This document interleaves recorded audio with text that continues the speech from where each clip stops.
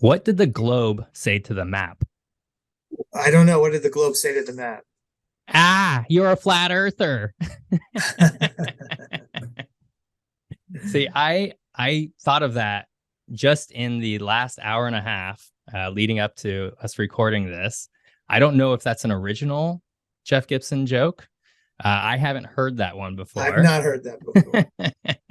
That is for everybody listening right now. That is a geography dad joke. I'm not a dad myself, but I enjoy a good dad joke. And I encourage you to share that amongst all of your friends. And Hunter, you can share it with your kids. Right. Yeah. No, I'm not sure they'll be hip to what we're talking about just yet. But I am a dad, so I probably could pull it off. Yeah. Maybe we should explain what a flat earther is a little bit too before we really dive into it. Just really briefly, a flat earther is just like what it sounds. It's a person who believes that the earth is flat like a map and that you can fall off one end or the other. Yeah. So, hello everyone. My name's Jeff Gibson. Thank you for bearing with me. I'm constantly trying to think of new ways to introduce this show. So it's just going to be more shenanigans from here on out because I'm tired of saying just the usual jargon. This is the What If Geography podcast. We tackle interesting questions, what if questions to be precise, and we try and answer them for you. And I'm going to hand it over to my co-host. Hello, I'm Hunter Shobe, professor of geography at Portland State University in Portland, Oregon. I'm the co-host of the podcast, and it's good to be back. Yeah, absolutely. And like, so I have a really quick announcement. So normally I would go ahead and introduce sort of, where you can find my other content, my YouTube content, which is, historically has been also What If Geography. As of yesterday, I guess we're recording this a couple weeks in advance, but when this gets published, it has been rebranded to Geography by Jeff. So it'd be youtube.com/geography by Jeff. And So just what's December 27th? Is that the transition date? December 27th is the transition day. Yeah. That's where, yeah. 2022. Yeah. I'm pulling together a little trailer and everything that sort of like talks about it. The reality is that I've been doing what if questions for a year now, and it's been really fun. It's really launched my YouTube channel, and now it's sort of launching our podcast. But I am running out of content to talk about in this exact framing device, where I can also pull together footage and graphics that tell a cohesive story. There's a lot So of you think we'll be able to use this for a little bit longer because we don't have totally. those constraints of Yeah. video to deal with. Oh, totally. Yeah. It's we can just sort of talk about things. And that's in a lot of ways a podcast is harder. But in a lot of ways it's a lot easier, right? I don't have to pull together. Let's take our No Borders episode, for example, right? Right. That's a hard concept to visualize, and to, what I usually have is a lot of sort of B-roll footage that I get from various sources, legal sources. But that's hard to sort of illustrate, what a to border represent is. that Mhm. with images with video is tricky. Yeah, exactly. So, so it'll just be easier. And, there are things that I kind of just want to like talk about that don't really fit into that nice framing device. Like I kind of just want to talk about some high-speed rail sometimes. And I don't always want to say, what if there was a high-speed rail? I kind of just want to say, hey, maybe there should just be some high-speed rail here. Right. So anyways, all that's to say is the YouTube channel, Geography by Jeff, formerly What If Geography. Podcast is now What If, the only What If Geography. And so we can sort of keep this branding and run with it and have fun with it. Yeah. Great. Feels good to get off that off my chest. It's it's I a know few you've weeks been in planning advance. this. Yes.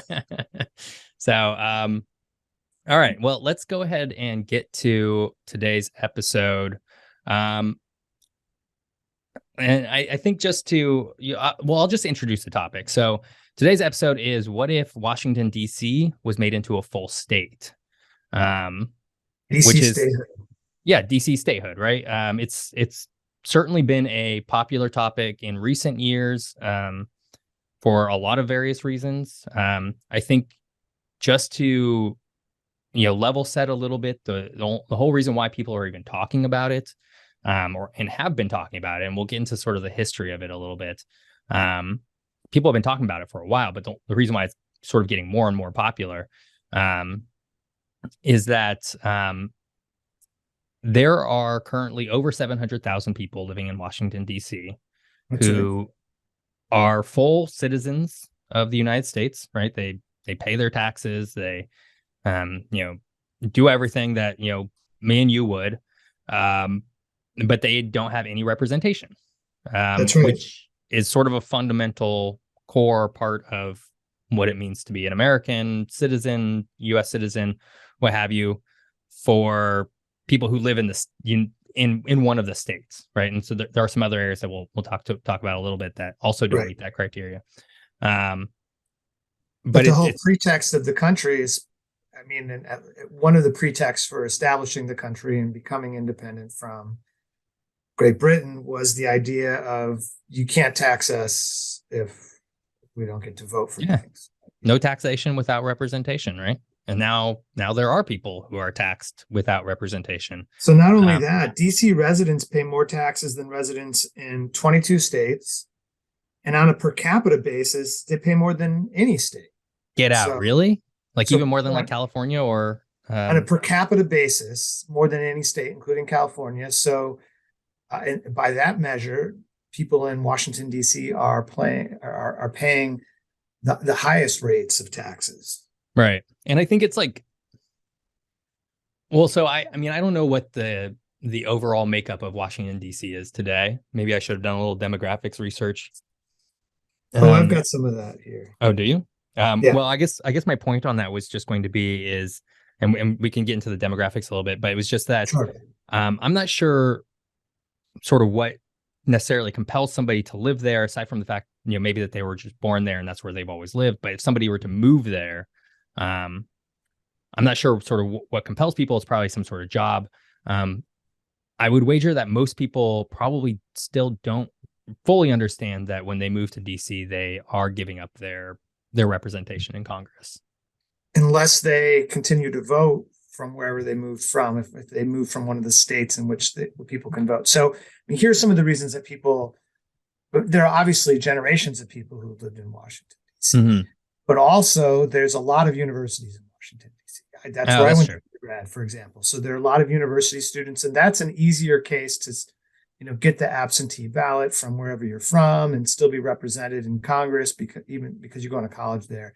But there's also a lot of jobs there. There's not only jobs in the government, but jobs in nonprofit sector and different things that feed into what Washington, D.C. is. And not all of them are government related either.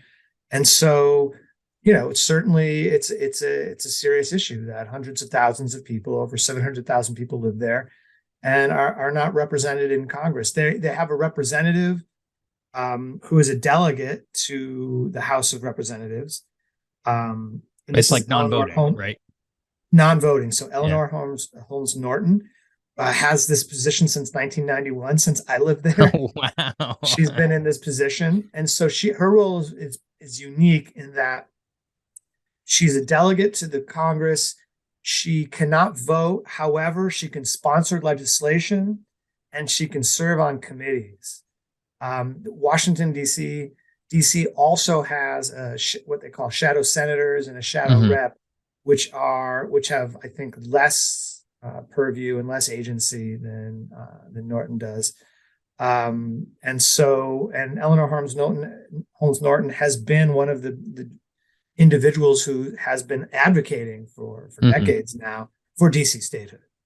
And when you say a shadow senator and shadow representative, and I guess the way I've sort of heard that understood to be is, it's usually typically within like a European government context, but it's like a government, it's like a quote unquote, legislative body that's not in control, that's still voting. So yeah, as if they were. Yeah. The individuals are allowed to, I don't know what their full range of participation is, but it's more limited than what the delegate has. Okay. And the bottom line is they can't vote. Yeah. And so they don't have the full agency that, the two senators from anywhere Like else. advisory votes. It's like, we would vote for this if we could. Right. They can give their opinions, but Right. they don't get to cast a vote. Right. All right. So it's a thick topic. So I guess with that, let's go ahead and get into a little bit of history. And actually, before we do that, I meant to bring this up when we were still in our introduction. Yes. So I'm just going to talk about it really quickly. This is going to be a single parter. We're trying to do more single parters. We typically have a lot of content to wade through. Our single parters are getting a little long. Yeah. Yeah. They're getting a little long. So we're trying to make an effort to, keep them condensed, keep them, fast moving. So we'll see. This will be a good test case for how it works out. Let's do our best. Yeah. Hit the highlights. We're going to hit the highlights of Washington, D.C. Not to do disservice to Washington, D.C. I love the city. I'm going to be there. This could be a 10-parter, but we're going to try to do it in one. Yeah. Yeah. I'm going to be there in a month. I'm really looking forward to it. I always love visiting. Great. Yeah. So with that said, let's dive into some history around Washington, D.C. because even though we just got finished talking a little bit of sort of the highlights of Washington, D.C. and sort of what the situation is today. There's sort of a reason why it is what it is, right? It wasn't necessarily intended to have 700,000 people living in it. I don't know if they actually thought that it would ever grow that big, but that wasn't really the intent. But let's go back all the way to let's go back to maybe just after the Revolutionary War. So actually, if we want to, the first thing to lay the foundation. Yeah, the foundation here is that these are the ancestral lands of Native American peoples, including the Anacostans, the Piscataway, the Pamunkey peoples. There are other people who are in areas around DC. So, of course, we want to start by saying absolutely that, this was a colonial situation. Europeans came over. And so, just to lay that groundwork to start. Absolutely. Yeah. Thanks for bringing that up. I always like to, I'm usually pretty good about doing that. Yes. There's a big colonial sort of part of this wherein this land, as all the land is in the U.S., was not originally owned by, the current government and the current country that exists today. And I think the Native peoples would probably use a word other than own to describe their relationship to this land as well. Mm-hmm. But that's the starting point here. Certainly. Yeah. So with that, let's go to just after the Revolutionary War. So we're gonna go to the year 1790. Mm-hmm. And so in 1790, Congress passed the Residence Act, which approved the original creation of a national capital on the Potomac River. And I think I pronounced that right. Did I pronounce that right? Potomac. That is correct. You did. I have a friend from Washington, D.C., and I checked with him before this podcast. Sorry. Was a good move. I always say this. I always mention that we're from Portland, and we have our own river that's constantly mispronounced. So I try and get it locked in. Yep. So they passed the Residence Act to establish the creation of a national capital because there wasn't really one before that. There wasn't a country before the Revolutionary War, so there wasn't really a need for a capital. There was state capitals, there was colony capitals, right? That's right. And I believe Philadelphia acted as the capital of the Continental That sounds Army. right. Yeah. Yep. There's probably some historian out there that's like, oh, actually, but I think I did read that. It turns out that the person who was given the responsibility or the privilege of choosing the location was George Washington, who was president at the time. Oh, I did not know that. That is correct. Interesting. Yeah. Weird that he chose a swamp. Yeah, I don't know. Maybe that's just me. That could be the land that Virginia and Maryland were willing to part with. Well, exactly. Probably some other political realities involved in this, in addition to the president choosing this. Yeah. That was actually going to be my next point, was that the land that I guess George Washington sort of chose was donated from Virginia and Maryland, right? So the idea was to was to create this area that was not a part of any one state.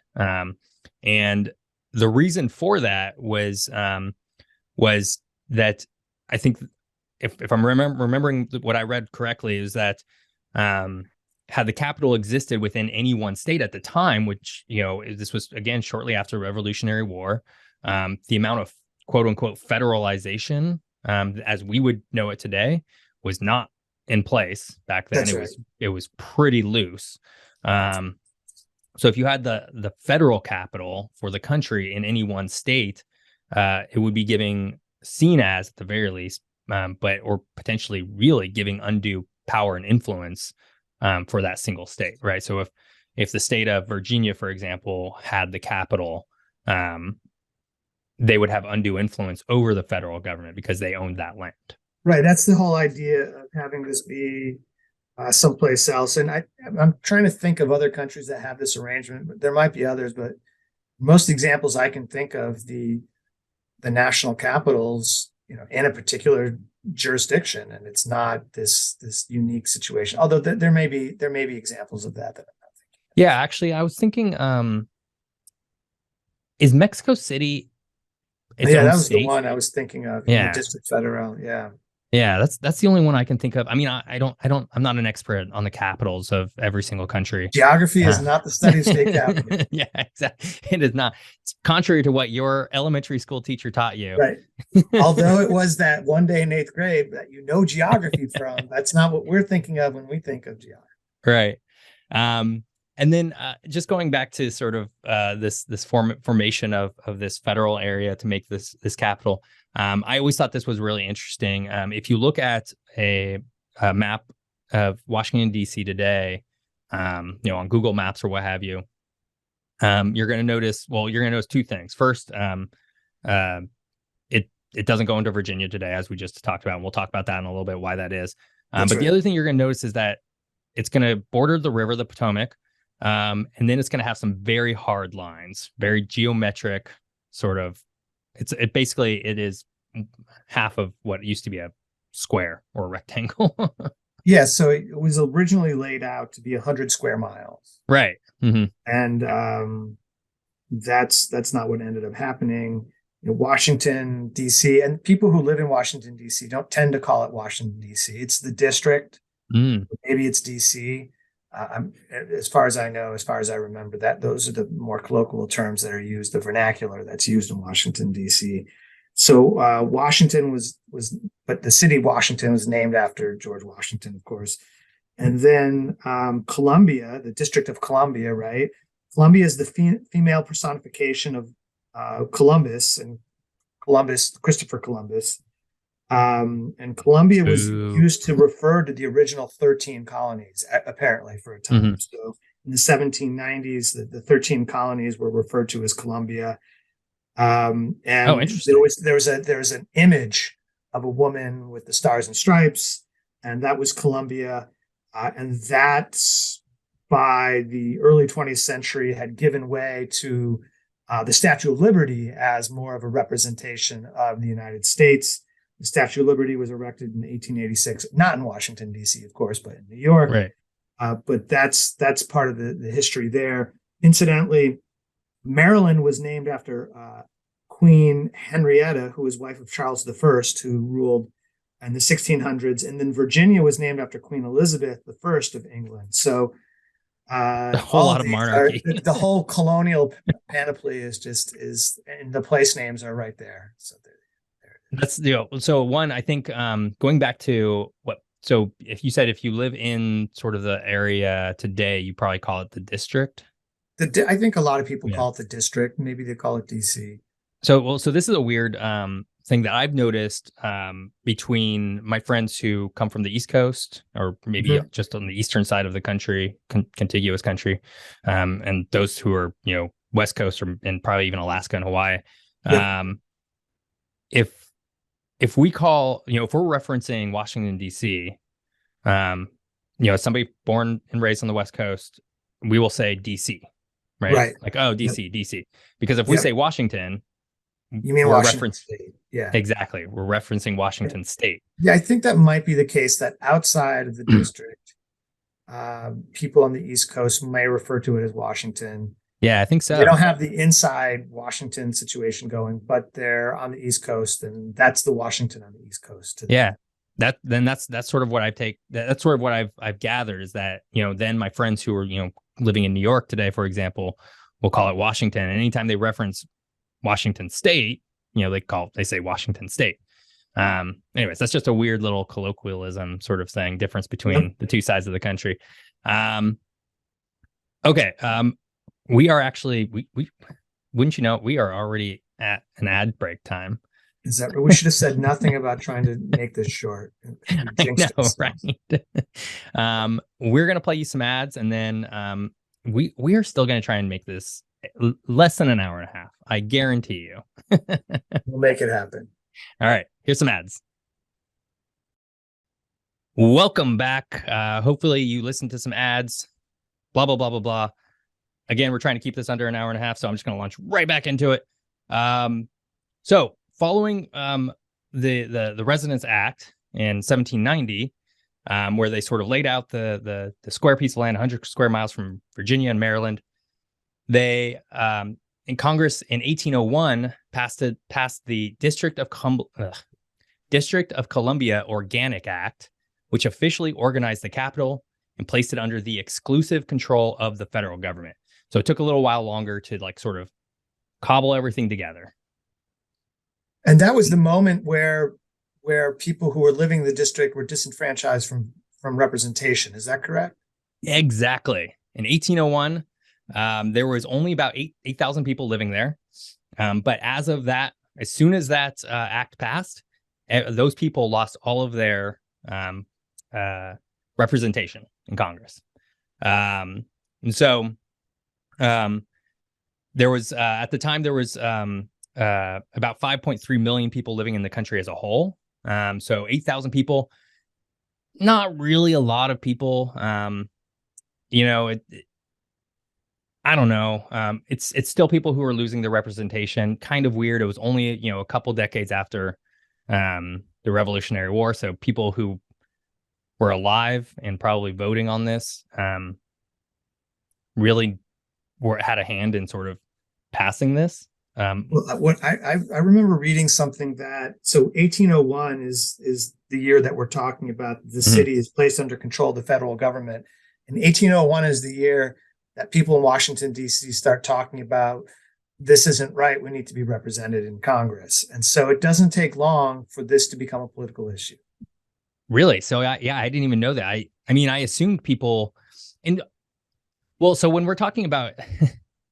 Let's time check a little bit, because when we're talking about 1801, we should also clarify who is complaining about not having any voting privileges at this moment, right? Right. We're talking about a very thin margin of the population, so only white men are allowed to vote, and so these are the people that were disenfranchised.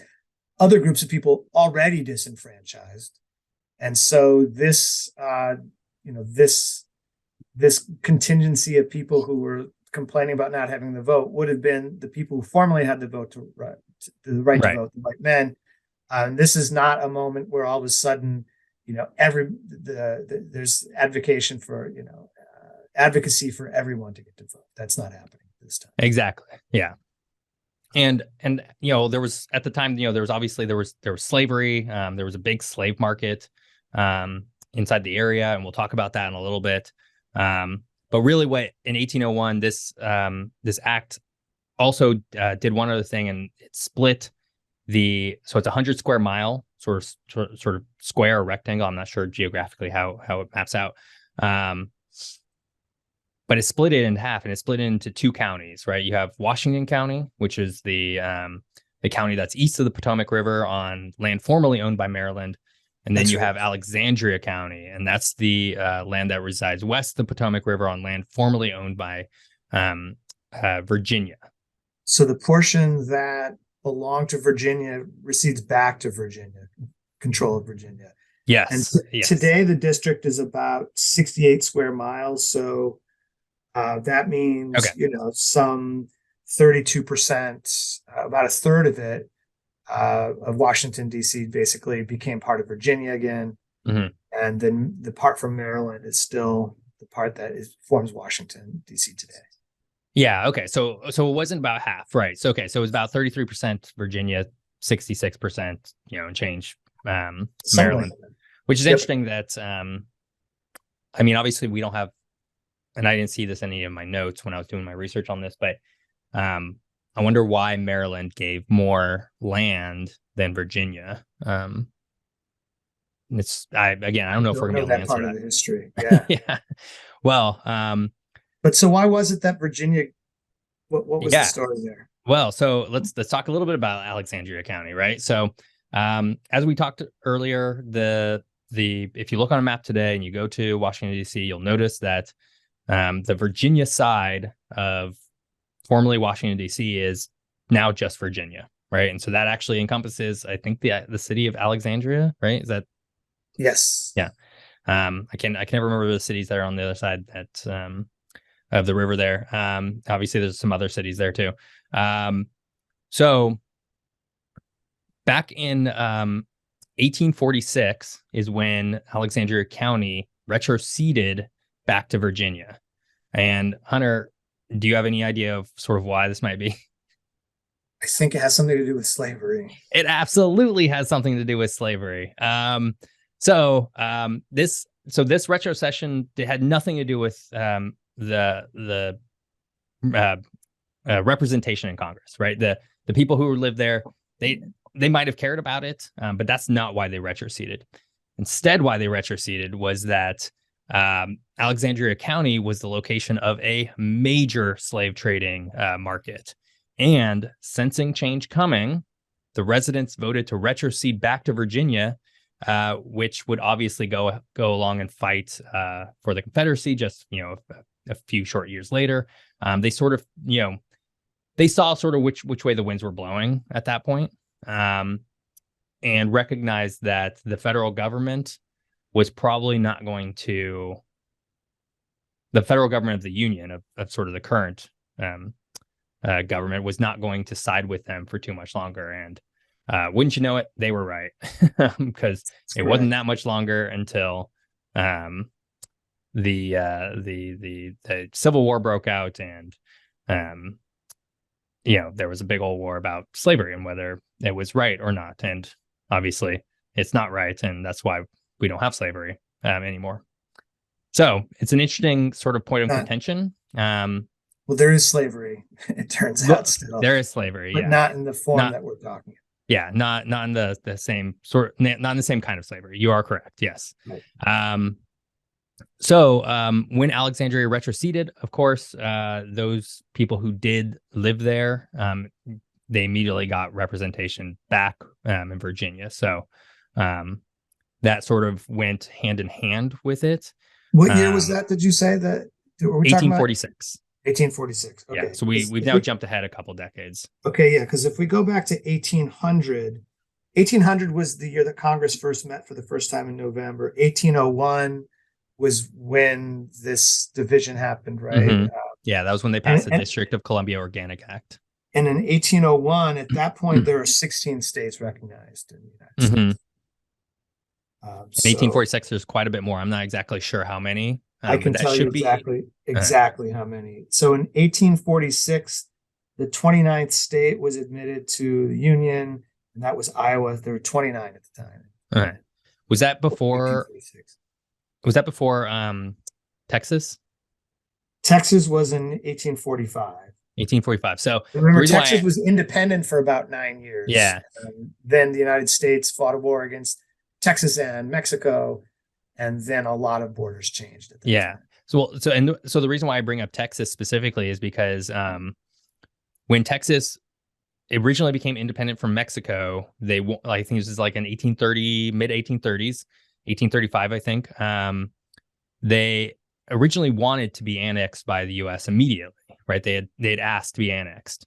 But at the time, the U.S. said no, because at the time, Texas was a slave-owning state, right. And there was already a lot of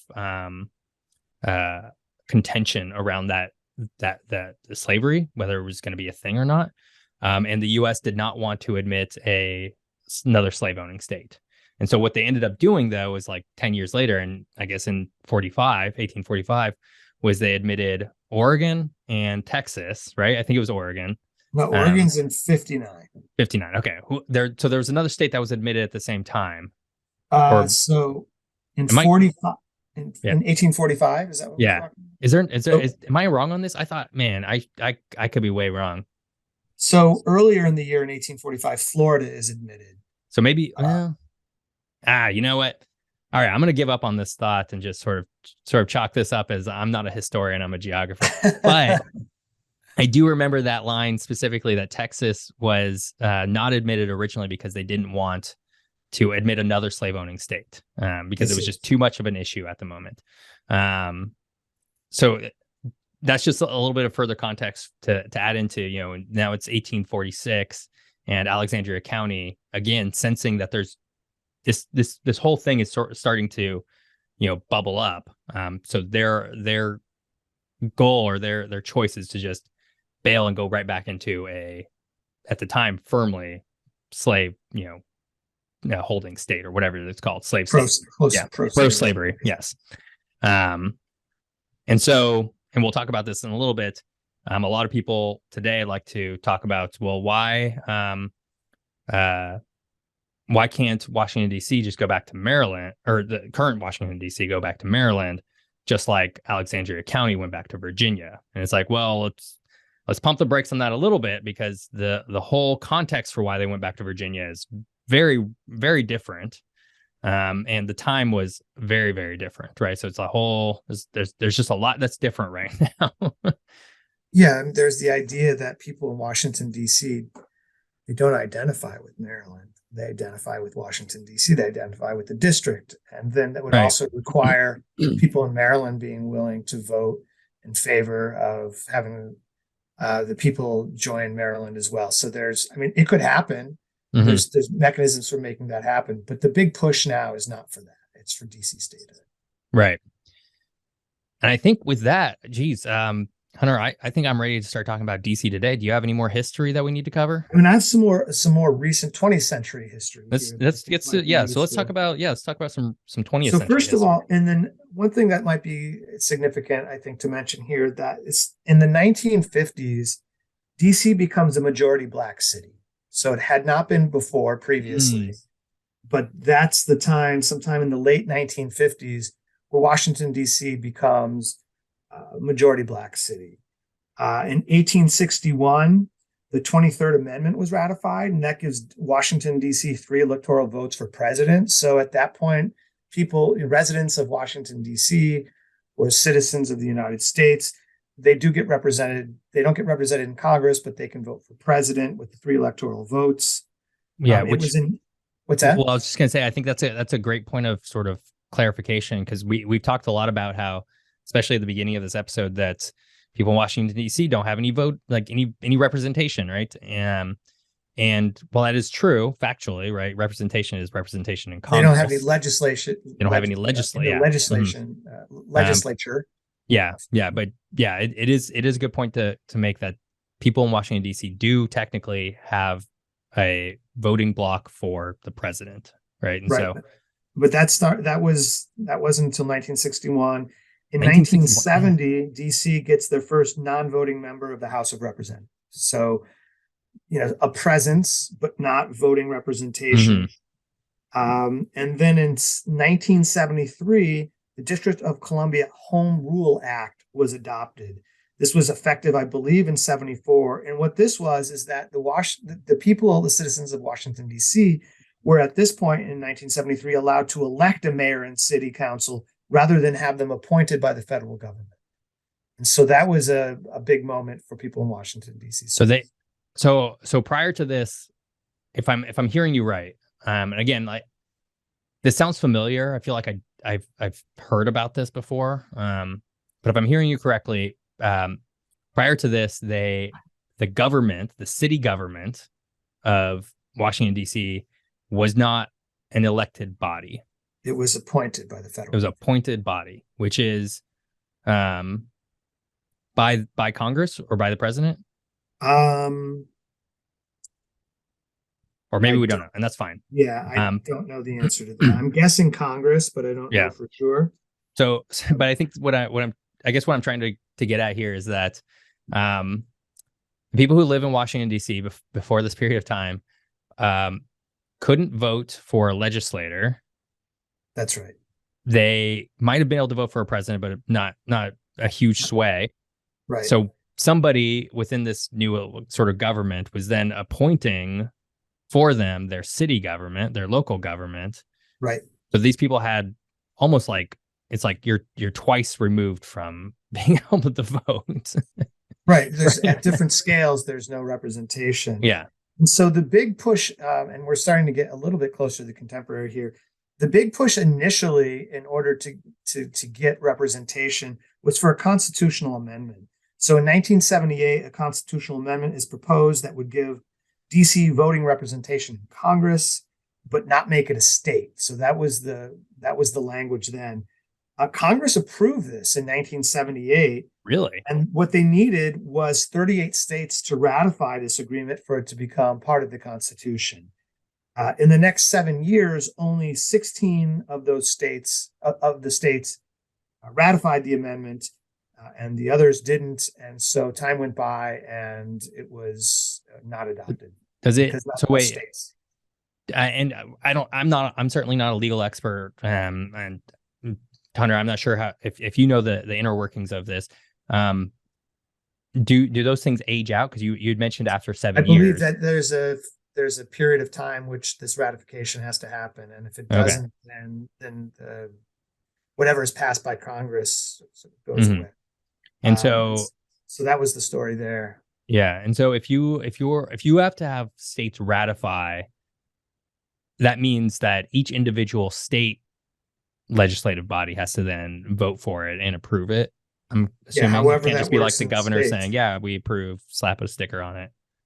Yeah, however that recognition works in each state.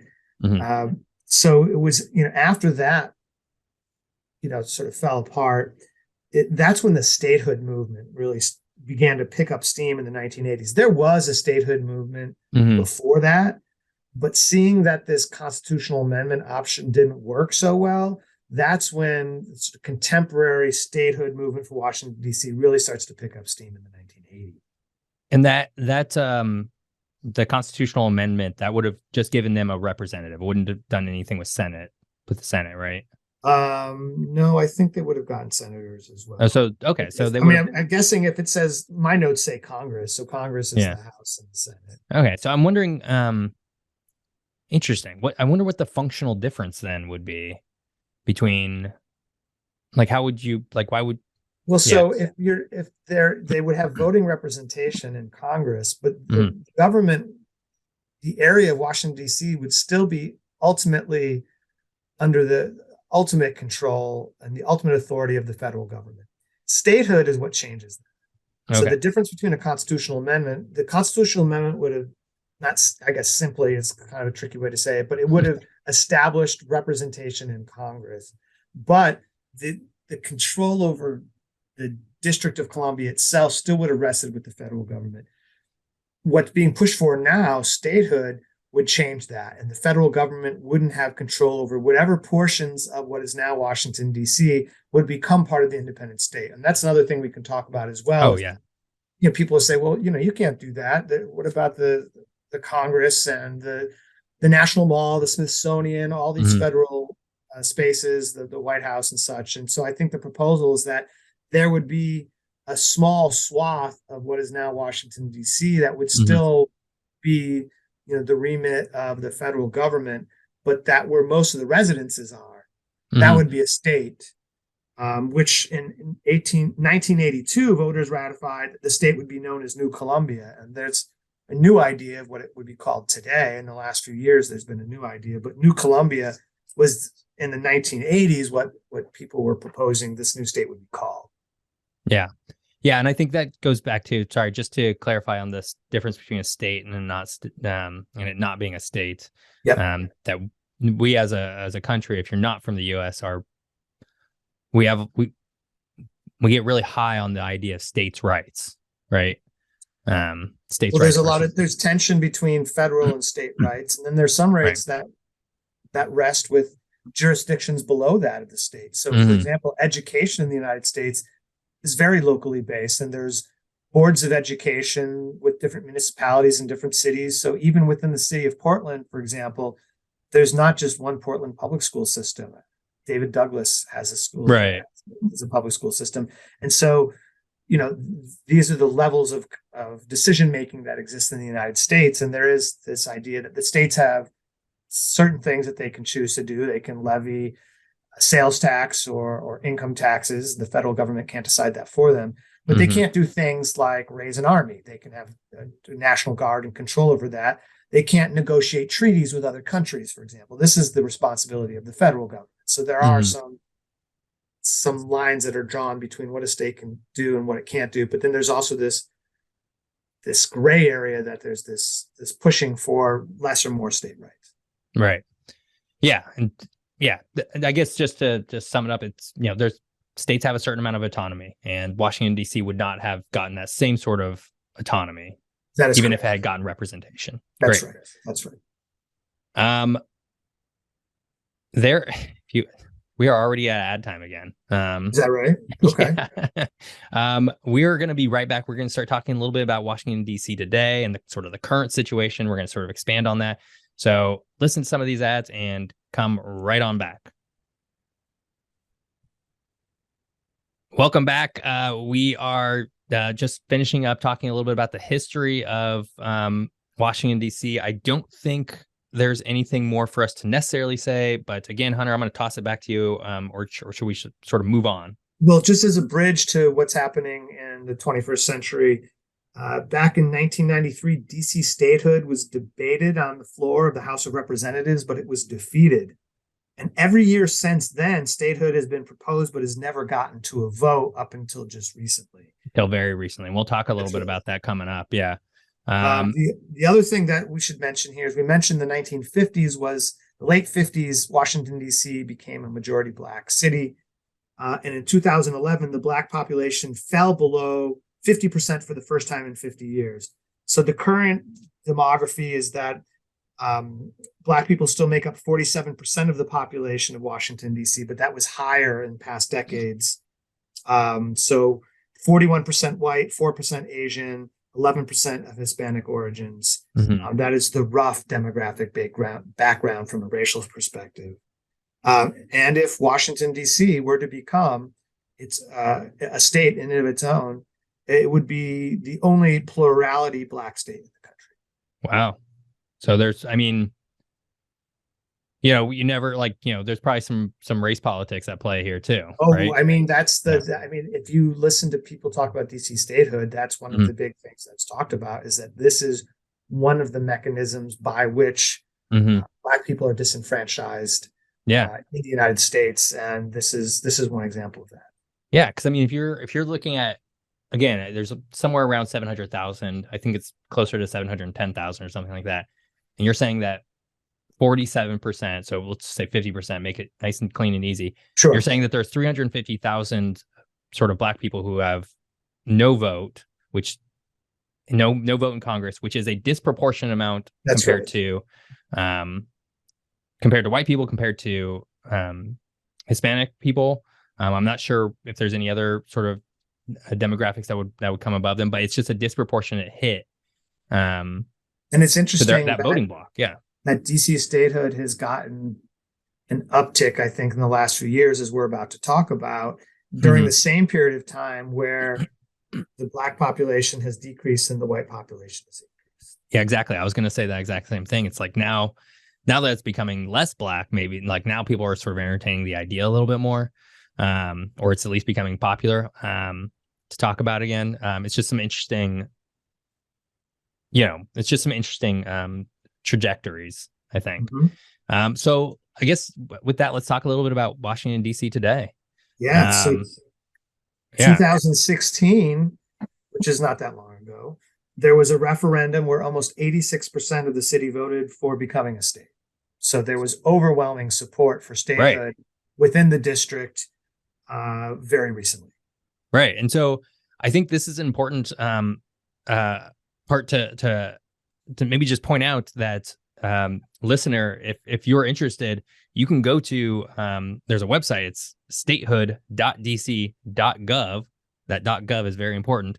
That will take you right to a page that's all about why Washington, D.C. should be a state. It's coming from the direct local government. It's a very official. If you didn't know, a .gov URL is not something that just anybody can get. It has to be from a federal, or sorry, not a federal, has to be from some sort of governmental entity. And the federal government controls that URL, the U.S. federal government, I should say. So I think that's very interesting that they are using sort of a very sort of authoritative web presence to make their intentions very well known, that we did this, we should be a state. This is not something that sort of exists within any sort of, this isn't just something that exists within people sort of chatting, in forums and, classes and that kind of thing. This is very official. And so there's been some recent action in Congress towards statehood. In 2019, HR 51, a resolution to make DC a state, is brought forward. It's passed in the House in 2020. So it would then need to go to the Senate to be passed and then signed by the president, and then DC would become a state. So that's the other thing that's different from being a constitutional amendment, is that it would have to get approved by 38 states in order for it to become a state. Yeah, that's not the route that Alaska and Hawaii went, for example. There wasn't a constitutional amendment. They went through this process of voting in Congress, and so it was not in 2020. It was not brought up for a vote because the Senate was controlled by Republicans. Washington D.C. has voted overwhelmingly for Democrats in presidential elections. Yeah, absolutely. 90% kind of thing. Like it's very high by far the most sort of Democrat, quote unquote state, if it were a state. Heavily Democratic voting part of the country, really. It was reintroduced in 2021, HR 51, excuse me, passed the House again. Democrats fell short of getting something to pass because of certain senators who they knew they would not get the support from. There were two in particular that may have less power now. And so the vote wasn't taken again. But that is, again, every year that this is proposed. Got a split Congress right now, so it doesn't look particularly promising for DC statehood. But would it have to be? Well, so I have a quick question on that. So it was voted and approved by the current Congress, the current House of Representatives. This is now December 2022 that we're saying this. There's going to be a new House of Representatives coming in next year. Does it have to be re-voted on by that House? I believe it does. Yeah, it has to start all over. Well, so you brought up Alaska and Hawaii, and I just want to, I think there's some arguments here for that I kind of want to dispel for why Washington D.C. shouldn't be a state. Right. And so there's a lot of comparisons to other states, and I think the first one that we often hear is that, well, Washington D.C. is so small, right? It's and you already said it's 68 square miles. Right. So and true to that point, it would absolutely be the smallest state by a wide margin. It would make Rhode Island look like California. Yeah. Rhode Island which is the current smallest state, is about 1,500 square miles. So that is a factual point, that it would absolutely be the smallest state. However, from a point of view of population, exactly, we've got a different story, because there are two states, Wyoming and Vermont, that actually have less population than the city of Washington, D.C. Yeah, and more to that point, I love bringing up this fact because, and we can talk a little bit more about Vermont and Wyoming, because I think there's a little bit more there. But so we talked about if we go back in time to, what was it, 1801, when the Washington D.C. was formally federalized, right? And we said there was 8,000 people who sort of immediately lost their representation. So when Nevada was entered into the Union in 1867, it had just 6,857 people living in it, and they got 2 senators and a representative. So right. The amount of people that we at one point in time in this country were just sort of handing out statehood, right? There was sort of a land rush, to get voting blocks and get, for one part or the other to get more representation in Congress. The amount of people was never in play. Right. There's nothing that stipulates anywhere in any legislation or in the Constitution that you have to have a certain number of people in order to have the state. That's not a thing. Yeah, but so I think just going back to that point, and let's talk a little bit about Vermont and Wyoming again, because I think they highlight sort of a really big issue that's sort of happening within our country today. It's that these smaller and more rural states are having a sort of a disproportionate amount of impact within the upper chamber of Congress, which is the Senate. And I think historically the Senate was, well, first, if you didn't know, listener, the Senate was not something. You didn't historically vote for your senator. It was a position that was appointed by your state. And so therefore it was going to be whichever state controlled sort of your local government, or whatever party controlled your local state government. So those states and other states like, the Dakotas, the, Montanas, the Alaskas, what have you, they each get 2 senators. And so that's sort of how that's why we see, even though these more rural states have, at this point, 25% of the population, 20% of the population, and I'm not including Florida, and I'm not including all conservative states in this. I'm just saying the rural states, which would include Vermont, which is a liberal Democratic state. But I'm just pointing this out that these are about 20% of the population of the country, and yet they sort of make up about 50% of. This is clearly a future episode because we have a very interesting arrangement where we have one of the houses of Congress that's represented, that's based on representation of people. And in fact, I think that Wyoming and Vermont don't even have enough people to get one, but they get one anyway. So in a sense, they're disproportionately represented. But there's a land also gets represented, and that's where the Senate comes in. So all the people in California, they get 2 senators, and then the people in Vermont and the people in Wyoming, they also get 2 senators. So that's the system as we have it today. Yeah.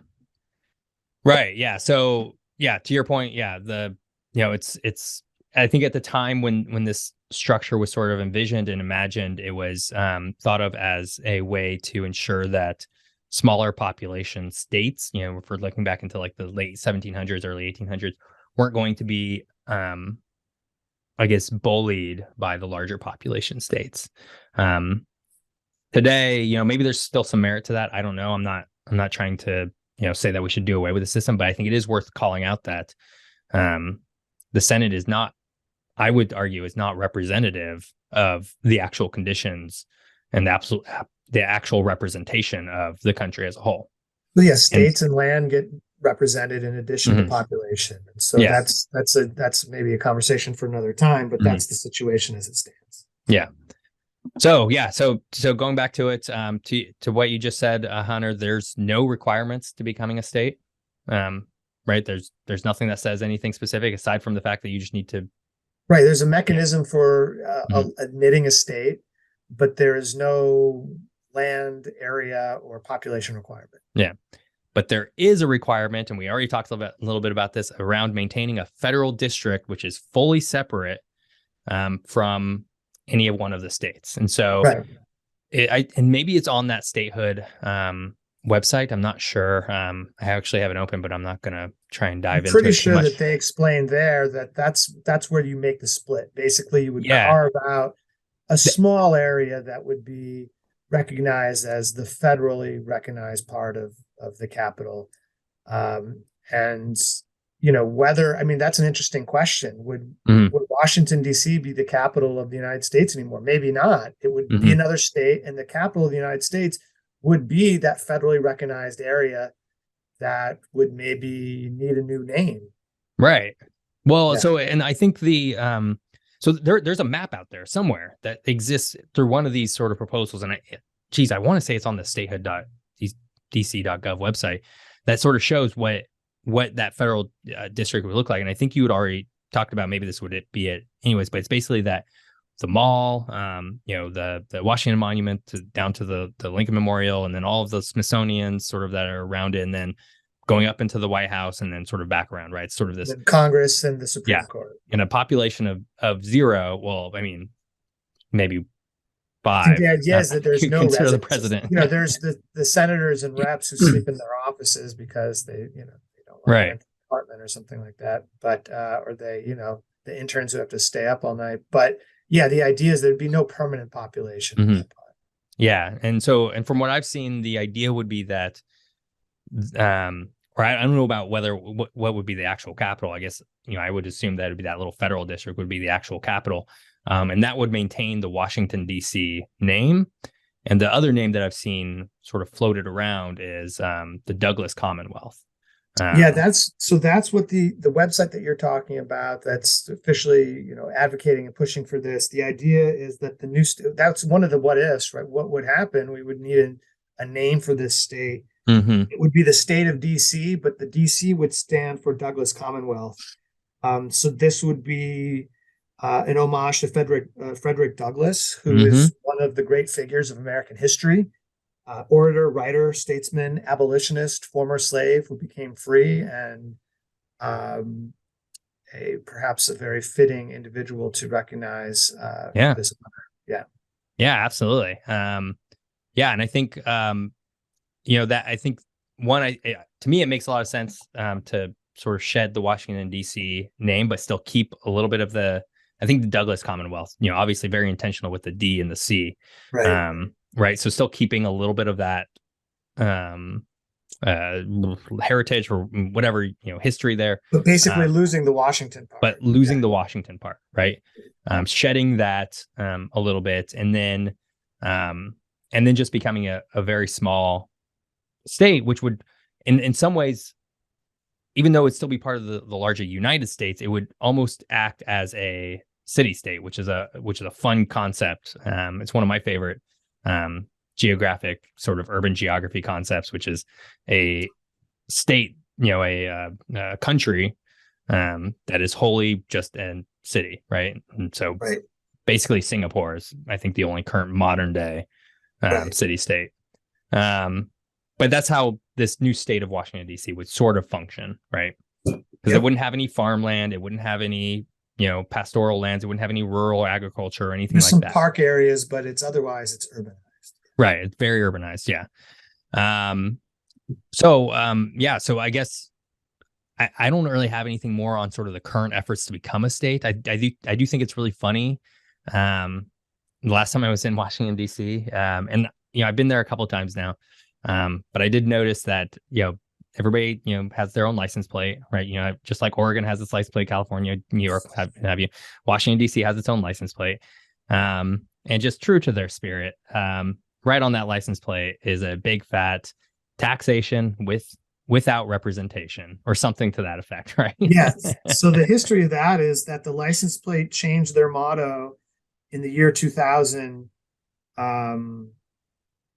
to taxation without representation.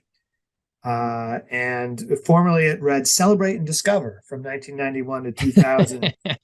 And then it was called a capital city, which is I'm not sure I'm loving that, from 1953 to 1991. Before that, there was no motto on the license plate.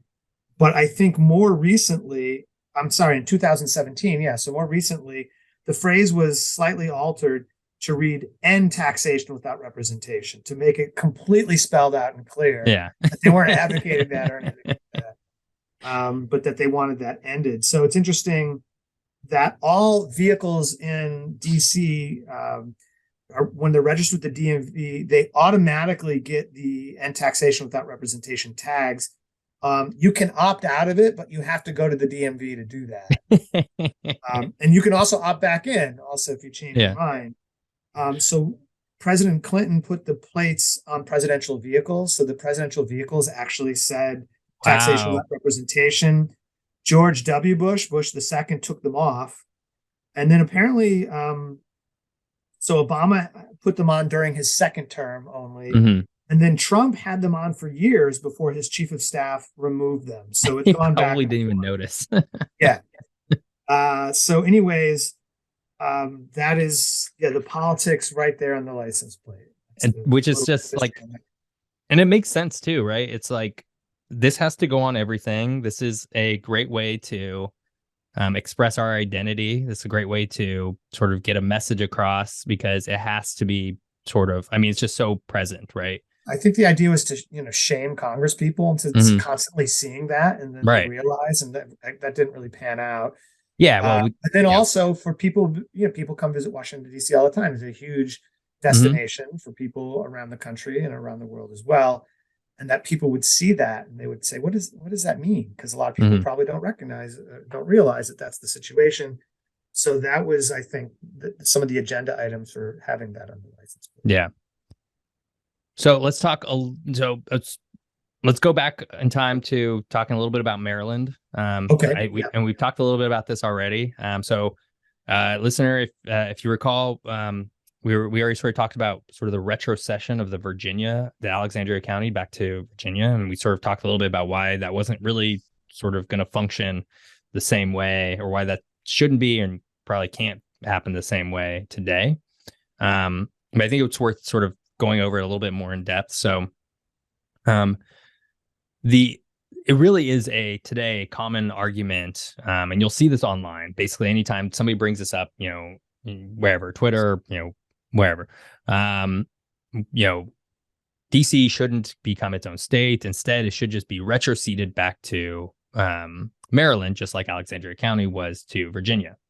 And this would, to the point that whoever's making that, this would give those people their representation back, right? They would just become represented. They would be represented by Maryland's senators, and Maryland would probably get another representative, because it's 700,000 people, and that's roughly how many people Right. per representative there is.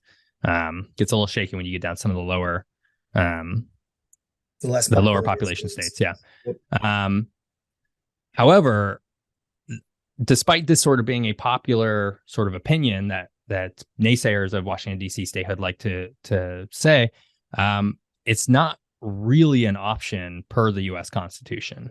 And so this is what I found. So there's an admissions clause of the U.S. Constitution, and this is, quote, "New states may be admitted by the Congress into this union, but no new states shall be formed or erected within the jurisdiction of any other state, nor any state be formed by the junction of two or more states or parts of state without the consent of the legislators of the states concerned as well as of the Congress."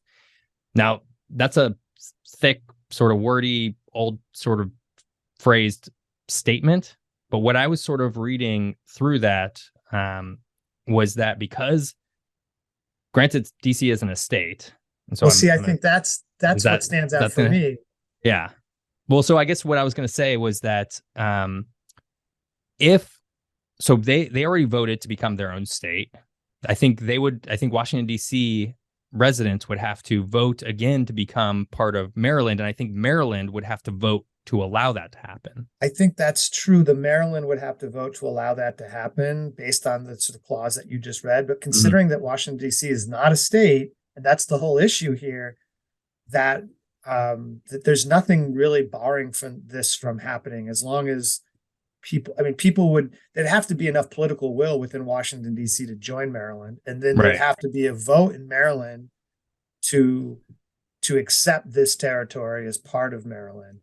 But I don't think that neither of us are constitutional scholars.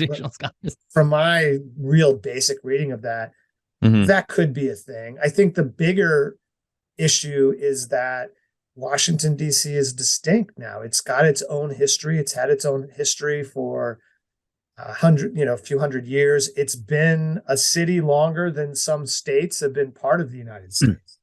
Right. And so for these reasons, I think advocates of statehood are pushing for it to become its own state. Now, of course, the other thing is that this would be a huge boost to the power of the Democratic Party at the expense of the Republican Party. And so that's the politics behind it. that starts to launch into some of our what ifs. Well, here we go. What if? Here, well, but here we go to some ads Oh, first. okay. That's a cliffhanger. Because it's about time for that, so that we can, make money off of this, a little tiny little bit of money. So we'll be right back. Welcome back. We just got finished talking about sort of the Maryland of it all, and why not Maryland. I also just really wanted to point out just before, because this is a really silly argument that I've seen people make. It's, well, if you look at the American flag, has 50 stars on it, and it looks so perfect and nice and like we can't add another star to it. It's, whatever, it's even. We've had different numbers of stars over the years. That's just right. And there's already somebody who's mocked up a version, and the 51 stars. And you cannot tell. Yeah. You cannot, absolutely 100%. You cannot tell that there are 51 stars versus 50. And so it is a stupid argument, but I've seen it before. It's not the strongest argument I've ever heard. All right. So with that, Hunter, what if DC became a state today? Well, there's a lot to say here with these what ifs. One of them is that there'd be one representative in the House of Representatives from Washington, D.C., or from the state of D.C., I guess we should refer to it as, if that were going to happen. But there's a finite number of representatives. There can only be 450. Is that right? Yeah. So it's, yes. I can't remember the exact amount, but yes, you're correct that Washington, D.C.'s representative would have to come at the expense of another state. So that's a big thing. So that's a big thing. And actually, so I did an episode about this on my channel, and I actually went and looked at what are the most likely states to lose a representative based on the, and I'm sure there's a whole lot more math to go in this, but I was sort of looking at states that were overrepresented based on their population, and that already currently had more than obviously one representative, because you can't leave a state without a representative. Right. And I believe I came up with 3 states, and those were Wisconsin, Indiana, and Rhode Island would probably be the most likely candidates to lose to Washington, D.C. Again, I could be way off. I'm not sure exactly how the census sort of doles out who gets what. Yeah, if that were the case, then people from those states would not be feeling this legislation very much. Ooh, maybe I shouldn't have said that. Those are, well, at least one of them's a big old swing state. Yeah. The other thing to go along with that is that DC would get 2 senators. So there would then be not 100, but 102 senators, which would make math harder for people like me who just base it on 100. But that would almost, it's hard to imagine that this would be from a party other than Democratic Party. Oh, absolutely not. Yeah.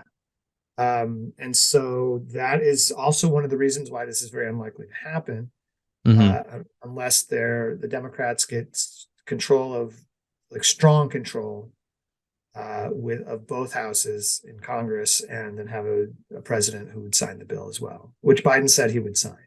Fair. Yeah. And I think absolutely 100%. The representative and the senators would all be Democrats, or from another party that's probably not the Republican Party. Yeah, or maybe it's like, a progressive party. It would be some sort of independent candidate that would vote with Democrats, right? Sort of like your Bernie Sanders, or there's another one. I can't remember who the other senator is off the top of my head. But I think, to your point, that is a main sticking point for why Republicans are so vehemently against it. Because, if we go back to what I was talking about earlier in terms of sort of the rural disproportionate amount of influence, or the disproportionate amount of influence the rural sort of smaller states have in the Senate, a lot of those states tend to be Republican. And that has therefore given us a situation where today in 2022, the Democrats as of 2023 will be 51-49 majority. So we just heard about, I think yesterday, that Raphael Warnock was going to win his Georgia seat again. Hooray. I'm a I'm unabashed about my political leanings. So that would, in a way, in my opinion, sort of level the playing field a little bit. Because, again, I don't think it's necessarily fair the way that the Senate has shaken out in sort of recent decades. Well, I mean, it depends on how you want to frame things. And so for some people, it would be it's seen as a very fair thing because there's a different form of representation there. And then for others who are thinking that Congress should represent people exclusively, then it's very problematic. The other thing that would have to change is that the mayor of Washington, D.C. would then become the governor of Washington. Oh, you're right. So the state of D.C., I would keep calling it, if it were to become its state, we're going to call it the state of D.C., there would be a governor. And so would they then need the DC mayor? Council, the DC Council would be the legislature. And I at the moment, I think it's a single body. There's not a sort of House and Senate equivalent. There is another state, Nebraska, which is unicameral, which only has one house or one body to represent the legislature. So that, that could be changed. They could decide how to do that, I suppose, themselves. The states get to decide that. Yeah, I think, and to that point, so if I'm looking at like various states around the country, and I always use Oregon as an example, so I'm going to do it again. But there, there's Oregon, Department of Fish and Wildlife. There's the Oregon Department of Transportation. There's the Oregon Department of, whatever, Oregon, like department. Right. I'm sure Washington D.C. I know they have like district Department of Transportation, right? So there's some already departments that exist. Yeah, but I wonder to what point it's not clear to me which are federal and which are state, but yeah, certainly there must which are district. I mean, yeah. So like, I guess I'm curious, what are the actual requirements for what a state has to maintain, right? So like for example, I know each state has to have a DOT, a Department of Transportation. Is that a federally mandated situation? I think so. Yeah, if I'm remembering correctly. I think they have to have it in order to get access to basically money to help pay for a lot of things, right? And so that probably trickles through to other things too, right? Like, they probably have to have a Department of Energy in order to, be able to tap into federal DOE grants and services. So there's probably all these things that the district today, this DC today, doesn't have because they wouldn't apply for it anyways, or it just doesn't really matter to them, that they would then need to sort of spin up, and there would be a lot more infrastructure that they would have to sort of build out, which would be really interesting to see how that would work on such a micro scale, right? Because even Rhode Island has, large swaths of, land that's not really, well, actually don't know that. Rhode Island, that's not entirely developed, right? No, it's not entirely developed. All right. I'm not from the Northeast. I'm from the Northeast. I've been to Boston one time. No, it's not that Rhode Island is this sprawling city from border to border. That's not the case. Yeah. But I think just going back to sort of what if, so if the Senate, and I think that's where the biggest impact comes from, right? I think, they'll get an extra representative. That representative will probably be Democrat or some sort of left-leaning politician that would vote with Democrats anyways.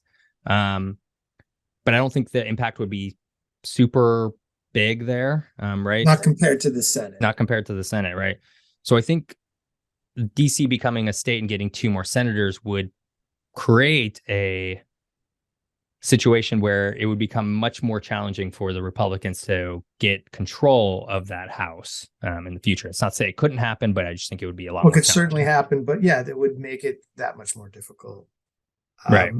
Another thing that would be a big change if this were to happen, another what if, is that the federal government wouldn't be in a position to shut down DC anymore.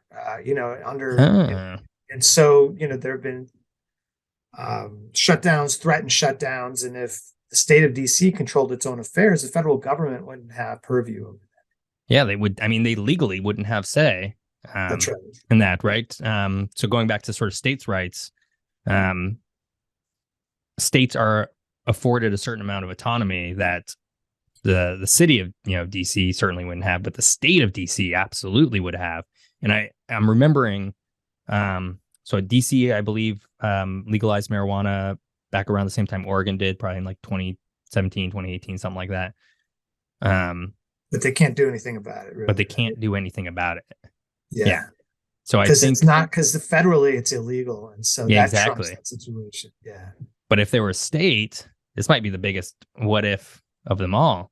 Well, I don't know if it's the biggest, but it's one of them. Yeah. And it's actually not even a what if, it is this would absolutely happen. They would absolutely be able to sell and legally, just like any other state, just That's like any other state, just like Oregon, California, Washington, Colorado, Michigan, XYZ. It might definitely put an interesting spin on the national debate as to whether there should be national legislation on this. Might work for that, or it might work against that effort.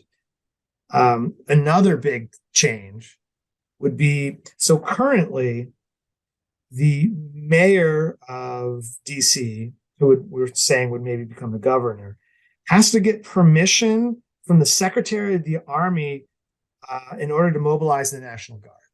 Yeah. And so that, this was a situation that occurred on January 6th. January 6th, yeah. Right?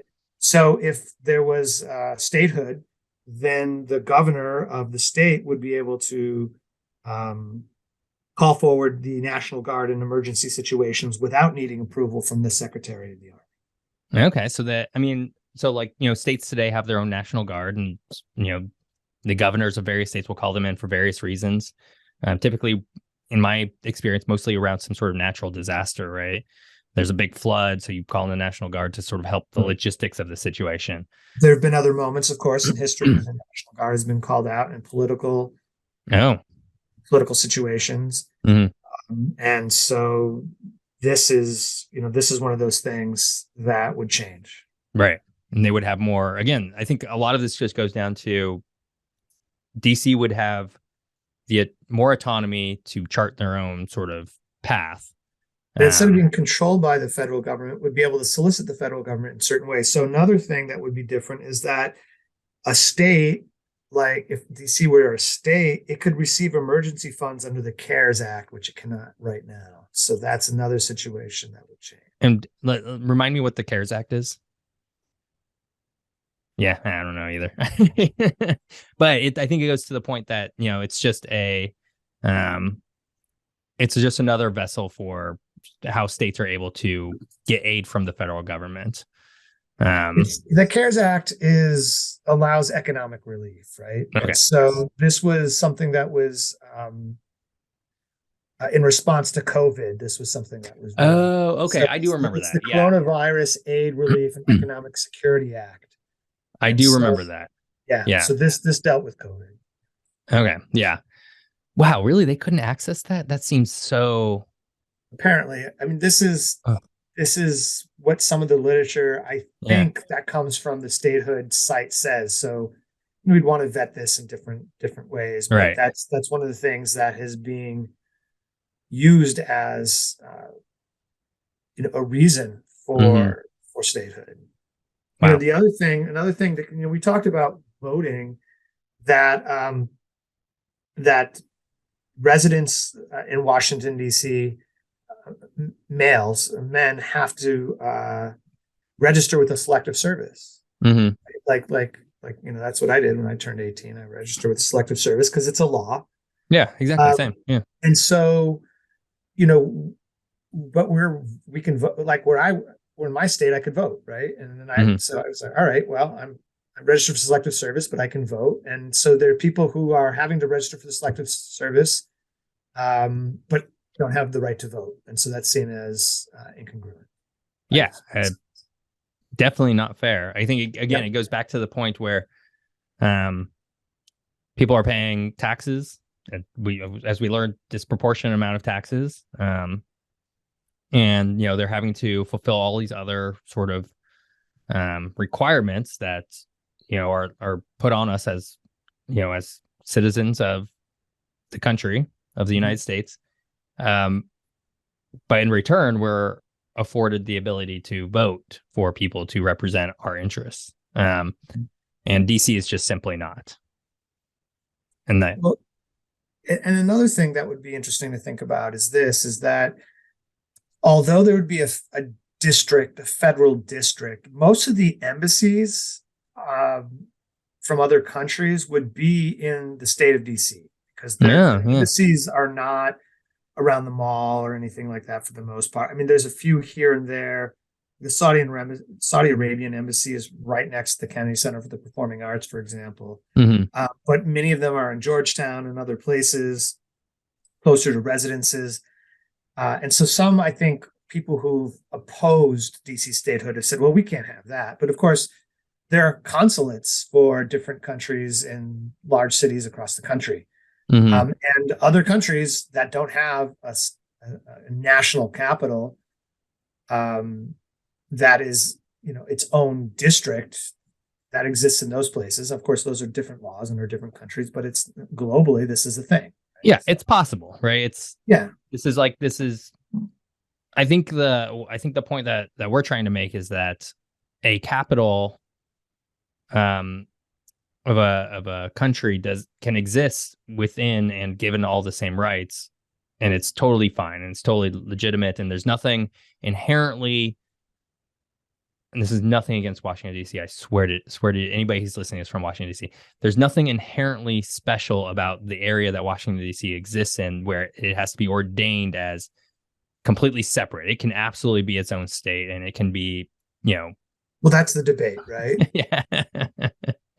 And I think with that, just because I don't want to keep going on this for a little time, I do briefly want to talk a little bit about some of these other areas. It seems like such a shame. So we've been talking about Washington D.C. this whole time, and we just covered a lot of what ifs around Washington D.C. But and this is probably works into the what if as well, because if D.C. became a state, there would probably be a lot more vocal sort of proponents of other territories of the U.S. becoming states, right? And so the big one is obviously Puerto Rico. And so for people who don't know, and there's still a surprising amount of people in this country who don't know, Puerto Rico is not its own country. It is a U.S. territory. It is people who... So is Guam, American Samoa, Virgin Islands, and Northern Mariana Islands are all territories, colonies of the United States. Exactly. And people who are born there, they are U.S. citizens, just as if you were born in Washington, D.C. The Constitution has purview there. Yep. You just don't have representation. That's right.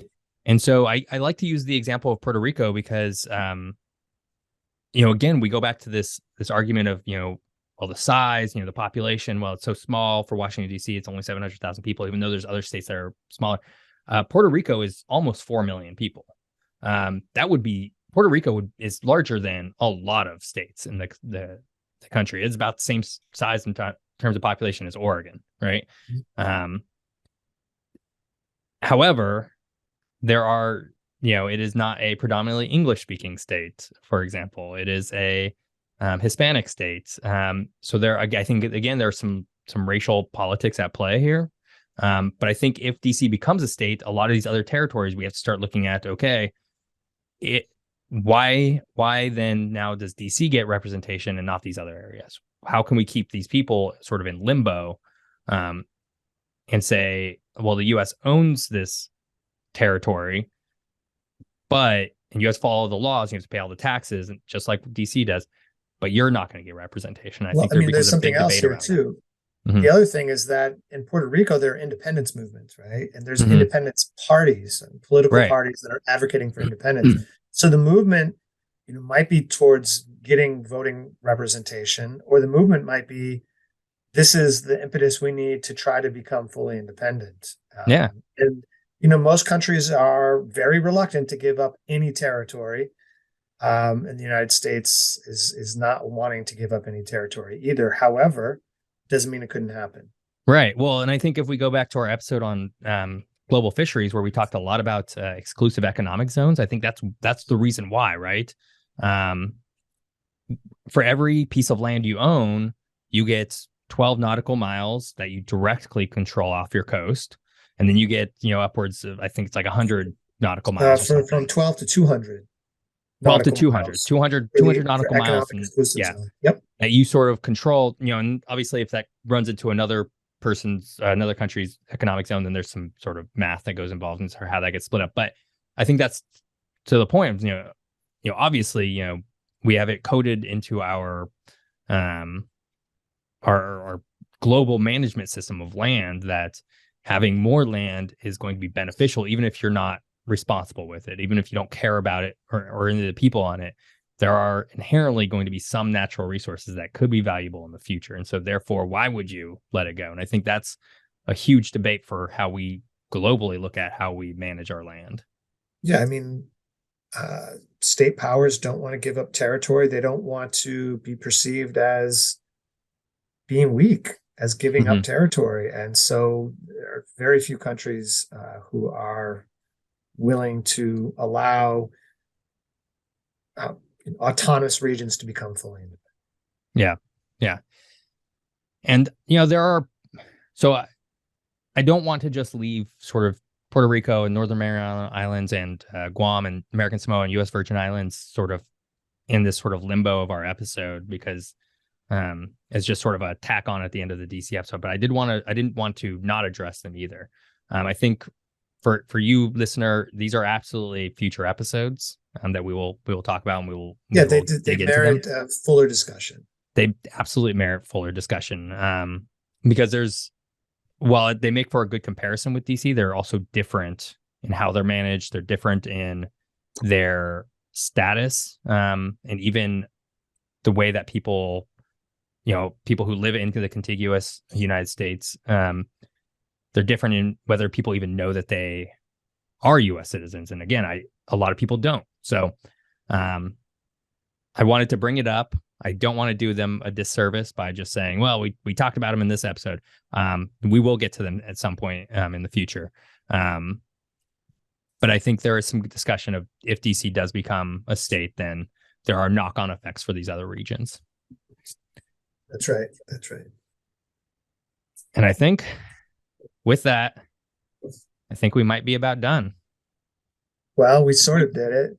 We might be at an hour and a half. Let's go ahead and do some pluggables. Hunter? I'm Hunter Shobe. I am professor of geography at Portland State University, author of Portlandness, a Cultural Atlas, and Upper Left Cities, a cultural atlas of San Francisco, Portland, and Seattle, co-authored with David Banas. Check them out if you're interested. Yeah. And once again, my name's Jeff Gibson. You can find me on YouTube. Formerly, it was the What If Geography YouTube channel, but now it is youtube.com/geography by Jeff. And again, if you don't know how you spell my name, it's GEOFF, just like geography, GEO. You can, follow me there, find my stuff. You can also find me on Substack. That's geographybyjeff.substack.com. I just generally do geography everywhere these days I can have a microphone. So thanks for listening. We'll see you next time. Thanks, everyone.